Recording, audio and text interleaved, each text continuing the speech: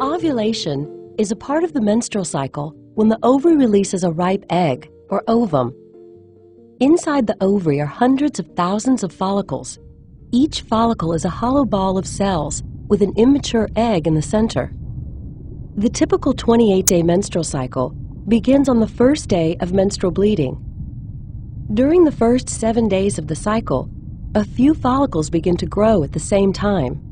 These maturing follicles secrete estrogen hormone into the bloodstream to prepare the lining of the uterus for pregnancy.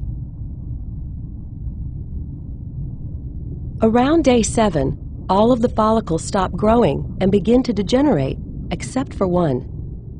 This dominant follicle continues to grow and nourishes the developing egg inside it. Around day 12, the follicle secretes a large amount of estrogen into the bloodstream. When the estrogen reaches the hypothalamus and the pituitary gland in the brain, the anterior or front part of the pituitary gland releases a huge surge of luteinizing hormone into the bloodstream. Around day 14, luteinizing hormone causes the follicle to undergo a sudden growth spurt. Right before ovulation, the egg detaches from the inside of the follicle. The bulging follicle releases chemicals, causing one of the two fallopian tubes to move in closer and surround the follicle.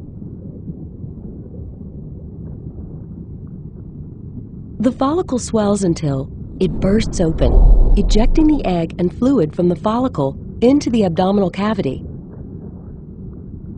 In response, the fimbriae, tiny projections at the end of the fallopian tube, sweep across the ovulation site and pick up the egg.